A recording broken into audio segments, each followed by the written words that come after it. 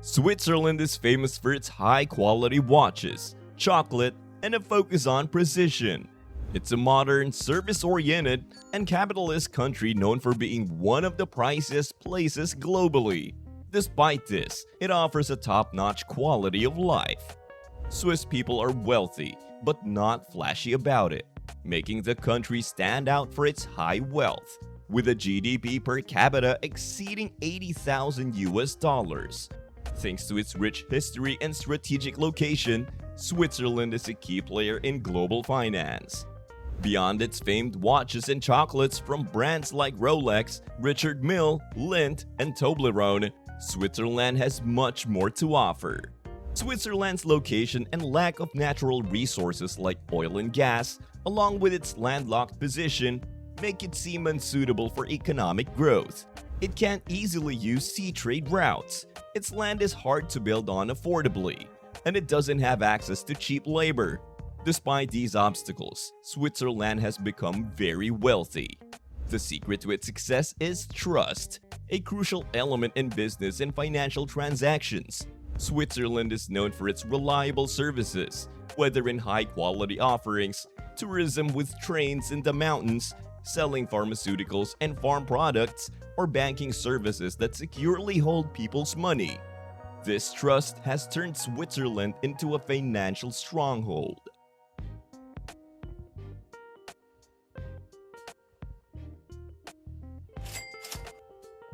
World War II.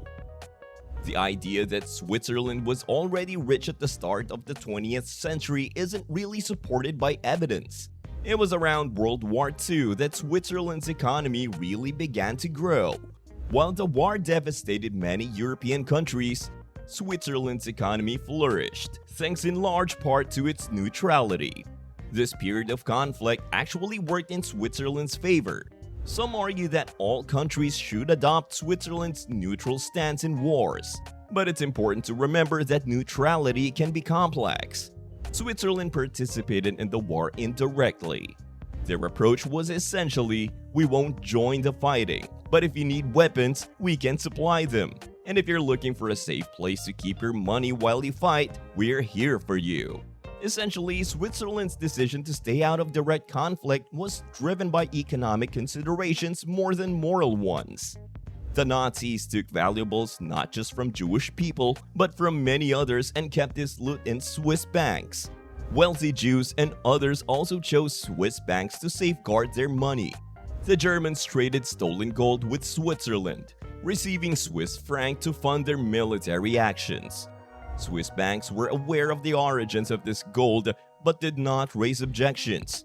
While it's clear that Switzerland's hands were not entirely clean, it's hard to find a country with a spotless record. Over time, many of these bank accounts were forgotten, and claiming the money became difficult after the original owners died. The exact impact of these actions on Switzerland's wealth is debated and unresolved. Swiss economy. Swiss people eat a lot of chocolate, enjoy a wide variety of cheeses, grapes, and bread, and generally prefer domestically produced, high-quality goods over cheaper imports. They smartly use their resources and understand that their economic strength lies in providing high-value services. This leads to a focus on developing skilled labor and investing in their workforce, creating a hard-working culture evident in successful companies like Nestlé, ABB, Novartis, Roche, Buller, Schindler, and Swatch. Education and research are key priorities in Switzerland, which is one of the leading countries in research and development, R&D, and holds a high number of patents per capita. The country's high average IQ has contributed to producing 27 Nobel Prize winners, among the highest per capita. In agriculture and pharmaceuticals, Switzerland excels in producing and exporting wheat, sugar, dairy products, and wine. The country's political stability also plays a significant role in its economic success. Swiss citizens trust their government, partly because they have a say in public policies, including tax rates. Swiss political systems don't drastically change with each new administration. Instead of a single powerful president, an inner council selects a mostly ceremonial president annually. ensuring consistency and the completion of long-term projects. Switzerland's direct democracy system sometimes shows nationalistic views, especially in how people treat immigrants. Yet, this system seems to work well for smaller countries like Switzerland. In direct democracy, it's tough for the government to spend money on things that don't directly help the citizens. It also prevents powerful people from controlling government policies for their own gain, against the public's interest. In this system, not only do government representatives need to agree on projects and policies, but the general public must also approve them through many referendums. Switzerland, with its relatively small population of over 8.5 million, finds it easier to manage this process. The country's wealthy banks can provide loans easily to its citizens, supporting a robust domestic market. Switzerland's stunning mountains, lakes, and tourist-friendly facilities contribute about 2.6% of its GDP from tourism. Swiss people are cautious with their financial policies, preferring to raise taxes rather than increase government debt. Despite this, their taxes are still lower compared to other Western European countries. Labor costs are high, and Swiss people generally work longer hours than their European counterparts.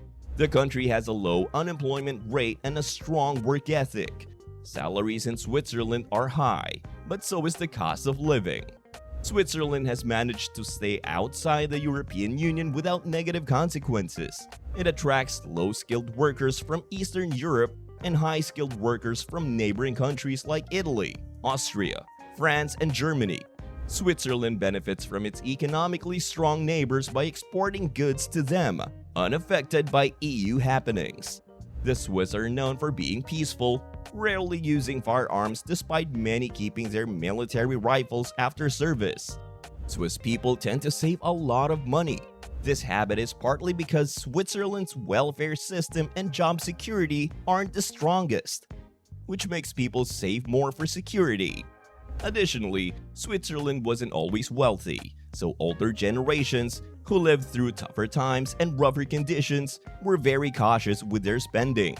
This attitude toward spending less and saving more has remained in Swiss culture. In summary, the Swiss philosophy to work hard, spend little, and save a lot. Swiss banks. Discussing Switzerland's economy isn't complete without mentioning its banks. Swiss banks are well known for keeping their clients' information secret. This secrecy attracts a lot of money to Swiss banks, leading to Switzerland being labeled a tax haven in books and movies. Switzerland may lack natural resources, but its banking sector is a major asset. The practice of banking secrecy started way back in 1713 when the Great Council of Geneva made a law to prevent the sharing of private information. This law was initially meant to protect specific people and groups, but over time, it led to the fame of Swiss banks for their confidentiality. While European countries increased tax during World War I, Swiss banks in France offered wealthy people a safe, secret place for their money. Keeping client information private was already important in Switzerland, but in 1934, the Swiss Federal Assembly made it a criminal offense to share this information under the Federal Act on Banks and Securities Dealers. Switzerland's strong currency and its choice to stay neutral in World War II, along with its history as a safe place for wealth, made it even more trustworthy during crisis. However, Switzerland has been criticized for protecting the wealth of various notorious figures like dictators and criminals.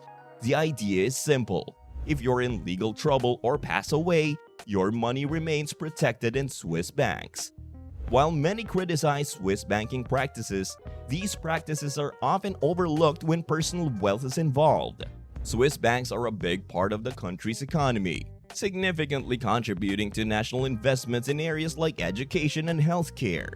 In 2018, the Swiss Bankers Association reported that Swiss banks held about $6.5 trillion or 25% of the world's cross-border assets.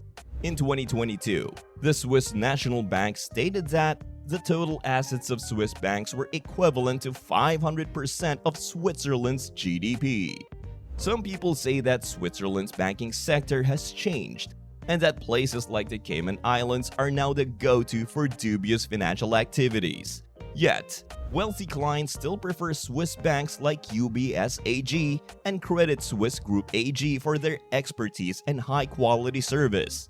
Recently, there's been a global effort to reduce banking secrecy in Switzerland. The country has signed some agreements, leading to report that bank secrecy might be over.